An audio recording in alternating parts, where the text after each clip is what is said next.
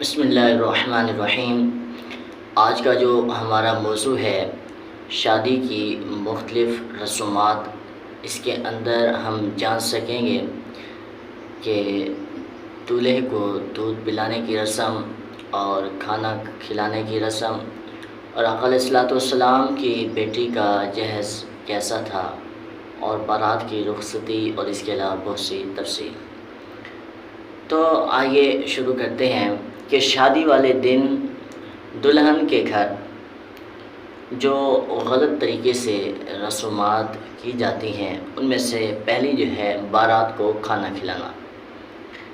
جس کا طریقہ یہ ہوتا ہے کہ پہلے میزوں پر کھانا چن کر لگا دیا جاتا ہے، پھر سب باراتیوں کو میزوں پر لا کر کھڑا کیا جاتا ہے، اور سب باراتی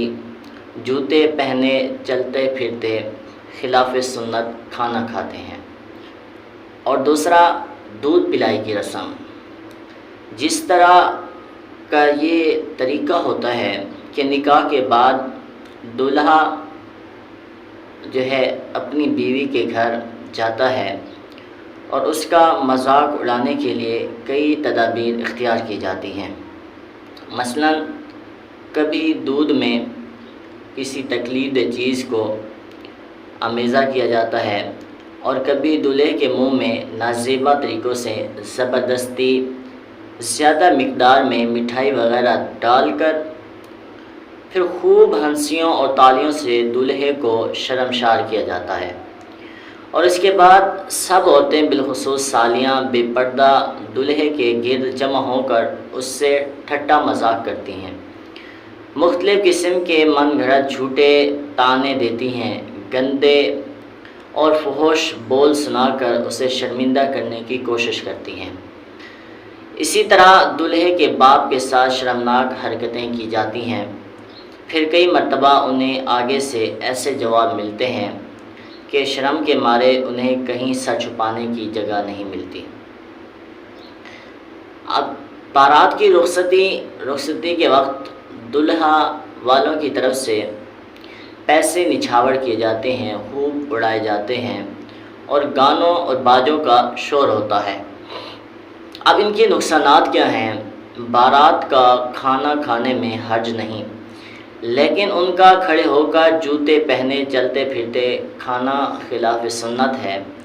اے پیارے اسلامی بھائیوں، کم از کم مسلمان کو یہ بات زیب نہیں دیتی کہ وہ کسی بھی قول اور فعل میں آقا علیہ الصلوۃ والسلام کی مخالفت کرے۔ ہمارے پیارے محبوب صلی اللہ علیہ وآلہ وسلم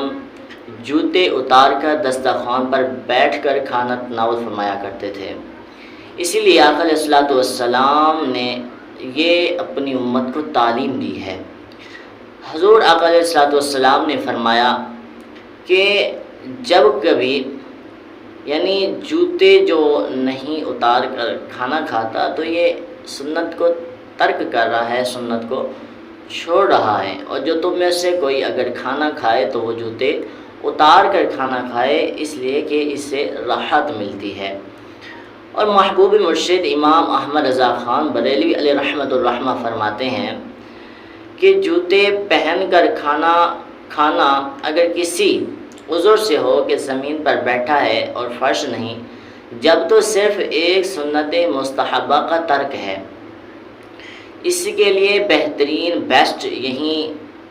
تھا کہ جوتے اتار لیتا، اور اگر میز پر کھانا ہے اور یہ کرسی پر جوتا پہنے تو عیسائیوں کا طریقہ ہے،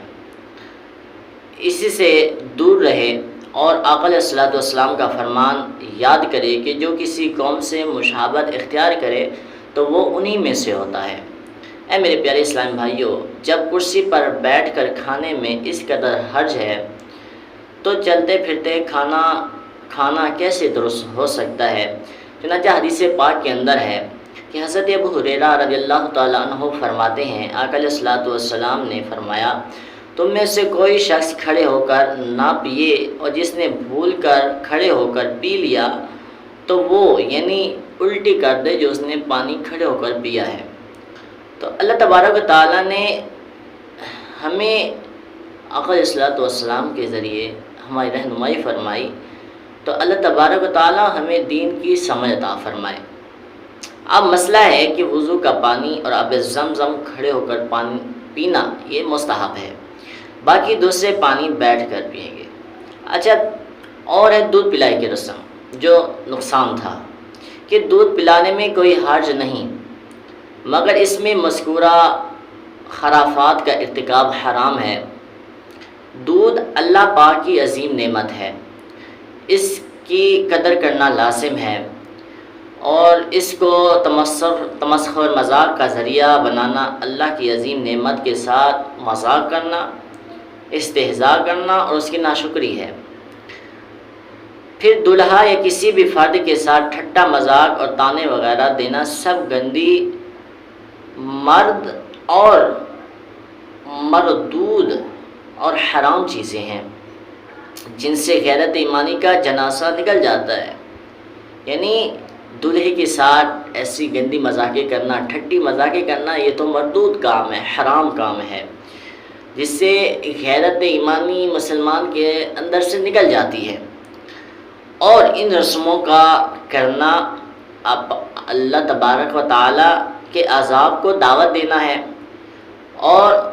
ان کا مرتکب سخت گناہ گار ہے۔ اب رخصتی کیا ہے کہ رخصتی کے وقت نچھاور سے بعض علماء نے منع فرمایا ہے کہ بعض اوقات بارات جب روانہ ہوتی ہے تو اوپر سے خوب پیسے اڑائے جاتے ہیں، تو علماء کرام نے منع فرمایا، جیسا کہ فتح رضویہ میں ہے، کیونکہ اس میں مال کا ضائع کرنا ہے جو کہ جائز نہیں، اور گانے باجے کی ناپاک رسم جس کو ہر جگہ مقدم رکھا جاتا ہے، پہلے رکھا جاتا ہے، بالکل حرام اور ناجائز ہے۔ جیسے کہ پیچھے گزرا ہے، نیز رخصتی کے وقت دلہا والوں کے گانے وغیرہ سے دلہن والوں کے دل کو ٹھیس پہنچے گی، کیونکہ ان کے جگر کا ٹکڑا ان سے جدا ہو رہا ہے، تو انہیں اس قسم کا شور و غل کہاں اچھا لگے گا، اور کسی کا دل دکھانا بہت بڑا جرم ہے، اور پھر خلاف شرع کام کے ساتھ اس سے بھی بدتر ہے۔ جب دلہا دلہن کے گھر جاتی ہے تو اس وقت بھی کئی غلط رسمیں ادا کی جاتی ہیں، مثلا دلہن کا دروازہ میں رک کر کچھ مطالبہ کرنا، حالانکہ یہ نہایت گھٹیا اور معیوب حرکت ہے۔ پھر دلہن کے سر پر دودھ یا پانی کا برتن 7 مرتبہ گھمانا، جو کہ ایک جاہلانہ رسم ہے۔ اسی طرح رسم حلوہ یعنی منہ دکھائی کی رسم، جس میں دلہا رسم جلوہ کیا ہے؟ تو اب رسم جلوہ یہ ہے کہ منہ دکھائی کی رسم جس میں دلہا اور اس کے بعد باقی لوگوں کو پیسے لے کر دلہن دکھائی جاتی ہے، جن میں محرم غیر محرم سب شامل ہوتے ہیں۔ حالانکہ غیر محرم مردوں سے پردہ لازم ہے، یہ محض روپے پیسے کے لالچ میں بے غیرتی کا مظاہرہ کیا جاتا ہے۔ ان مذکورہ رسموں کے علاوہ مختلف مقامات پر کئی اور غلط رسمیں ادا کی جاتی ہیں، اور کئی رسمیں تو ایسی شرمناک ہیں جنہیں بیان کرتے وقت بھی شرم محسوس ہوتی ہے۔ الغرض یہ تمام رسمیں جاہلانہ ہیں، جن میں سے بعض غیر مناسب اور بعض مکروہ یا حرام ہیں۔ تو مدنی التجا یہ ہے کہ تمام اسلامی بھائیوں سے میری دردمندانہ مدنی التجا ہے کہ وہ کچھ خوف خدا کرے اور اس دردناک اور تڑپا دینے والی جہنم کی آگ سے ڈریں جو جنوں اور انسانوں کے لیے تیار کی گئی۔ اپنی چند روزہ زندگی کو مختلف قسم کے لغویات میں گزار کر اپنی حیات آخرت کو تباہ نہ کریں۔ یہ غلط رسوم بالکل بند کر کے اسلامی طریقے کے مطابق شادی کریں، اور جس شادی میں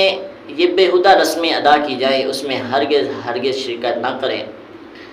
اور اگر بھول سے شرکت ہو جائے تو جو ہی ان غلط رسوم کو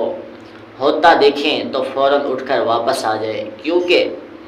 جو اللہ اور اس کے حضور کا حیا نہیں کرتا اس کے ساتھ تعلقات قائم کر کے اس کی عزت کا خیال کرنے کی کوئی ضرورت نہیں،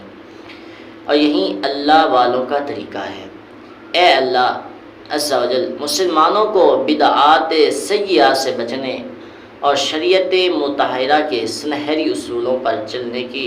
توفیق عطا فرما۔ اور آقا علیہ الصلوۃ والسلام کی شہزادی کونین صلی اللہ علیہ وسلم کا جو جہیز تھا وہ کیا تھا؟ نمبر 1، ایک بستر مصری کپڑے کا جس میں اون بھری ہوئی تھی۔ نمبر 2، ایک نقشی پلنگ یا تخت، اور تیسرا ایک مشکیزہ، اور چوتھا ایک چکی، پانچواں ایک جائے نماز، چھٹا مٹی کا برتن، ساتواں ایک پیالہ، اور آٹھواں 2 چادریں، نواں 2 بازو بند، اور 10واں ایک چمڑے کا تکیہ جس میں کھجور کی چھال بھری ہوئی تھی۔ تو ایک مدنی مشورہ ہے کہ ہر مسلمان کو چاہیے کہ جہیز میں قرآن پاک ترجمے والا، اور وہ بھی عاشق مدینہ حضرت امام احمد رضا خان فاضل بریلوی کا مع حسین العرفان یا نور العرفان ضرور دیں، کیونکہ جب قرآن مجید جہیز میں دے دیا تو کسی جہیز کی کمی نہ رہے گی۔ اس کے علاوہ اپنی بیٹیوں کو جہیز میں مختلف علماء اہل سنت کی مسند کتب بھی دی جائیں۔ ان میں سے ایک بہار شریعت مصنف مولانا مفتی امجد علی اعظمی رضی اللہ تعالی عنہ، اور دوسری سنی بہشتی زیور مصنف مفتی خلیل احمد برکاتی، تیسرا فیضان سنت مصنف مرشدی امیر اہل سنت حضرت علامہ مولانا ابو بلال محمد الیاس ستار قادری، نمبر 4 جنتی زیور مصنف حضرت علامہ عبد المصطفیٰ اعظمی رضی اللہ تعالی عنہ، اور 5واں سنی تخفیفہ خواتین مؤلف محمد اقبال عطاری، یہ بھی عطا کریں تاکہ ضروریات دین میں لڑکی کو مشکل پیش نہ آئے۔